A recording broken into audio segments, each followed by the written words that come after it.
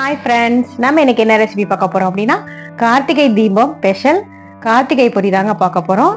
இது பார்க்க நல்லா உதிரி உதிரியா இருக்கு பாருங்க. கார்த்திகை தீபம் அன்னைக்கு இந்த பொரி கலர்றது வழக்கம்.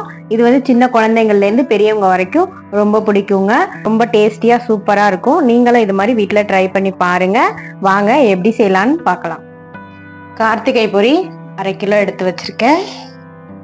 இங்க பாருங்க, இப்படிதான் இருக்கும். இது சாதா பொரி கிடையாது, கார்த்திகை பொரின்னு கடையில கேட்டு வாங்குங்க.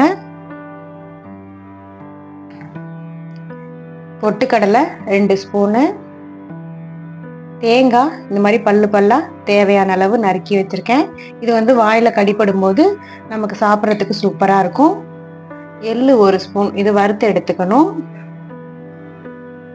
வெல்லம், அச்சு வெல்லம் நறுக்கி வச்சிருக்கேன். அது ஒரு 3 அச்சு வெல்லம் நறுக்கி வச்சிருக்கேன். ஏலக்காய் கொஞ்சம் பொடிச்சு வச்சிருக்கேன்.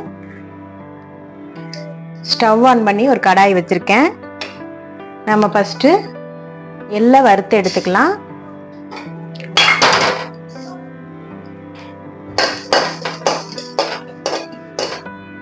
எள்ளை வறுத்து வச்சிருக்கேன் பாருங்க. இது போட்ட உடனே நல்லா படபடன்னு நமக்கு பொரிஞ்சு வந்துடும். அடுத்தது கடாயை நல்லா இது பண்ணி ஒயிட் கிளாத் வச்சு தொடச்சிடுங்க. தொடச்சிட்டு நம்ம இந்த தேங்காயை கீனி வச்சிருக்க தேங்காயை இதில் போட்டு வதக்கிக்கலாம்.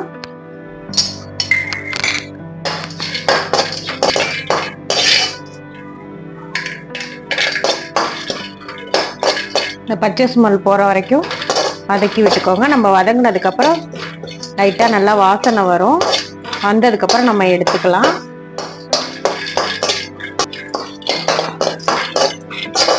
நல்லா தேங்காய் சுருண்டு வந்துருச்சு பாருங்க. இந்த மாதிரி சுருண்டு வர்ற வரைக்கும் நம்ம தேங்காயை வறுத்து எடுத்துக்கணும். அடுத்தது கிளாத் வச்சு நல்லா தொடச்சிக்கோங்க.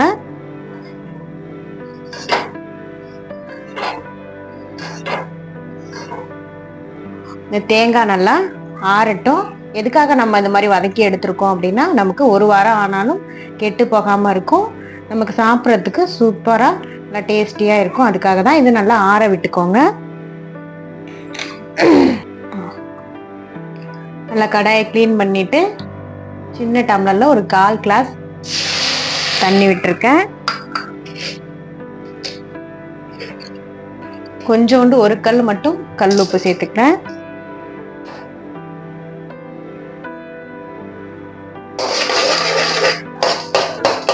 உப்பு கரைச்சி விட்டுக்கோங்க. அடுத்தது 1 கப் வெல்லத்தை இதில் சேர்த்துக்கலாம். வெல்லம் நல்லா கரைஞ்சி வரட்டுங்க.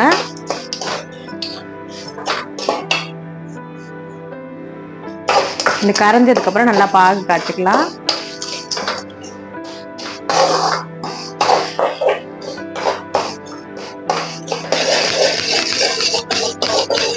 நல்லா வெல்லத்தை கரைச்சி விட்டுக்கோங்க. இன்னும் கரையில 1, 2 அப்படியே இருக்கு.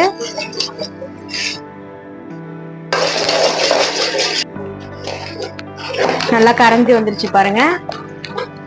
இந்த மாதிரி பாகுபதம் வந்ததுக்கு அப்புறம் நம்ம இந்த மாதிரி தட்டுல கொஞ்சம் தண்ணி வச்சுக்கிட்டு ஒரு சொட்டு விட்டு பார்த்தோம் அப்படின்னா நமக்கு விலகாம கரையாம இருக்கணும். இந்த மாதிரி இருக்கும்போது நம்ம ஸ்டவ் ஆஃப் பண்ணிடுங்க. ஆஃப் பண்ணிட்டு ஏலக்காய்,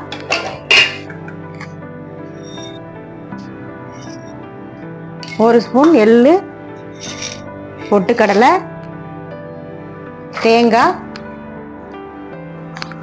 எல்லாத்தையும் டக்குன்னு சேர்த்து பொரியவும் சேர்த்து நம்ம ஒன்றா கிளறிடணும். ஸ்டவ் ஆஃப் பண்ணிட்டு கீழே இறக்கி வச்சு கிளறுங்க.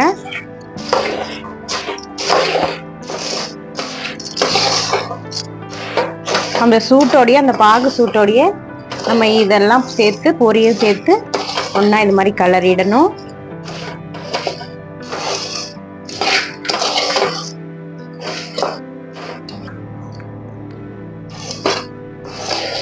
நல்லா ஒத்தாப்புல கிளறிட்டேன் பாருங்க. ரெடி ஆயிடுச்சு. அவ்வளோதாங்க.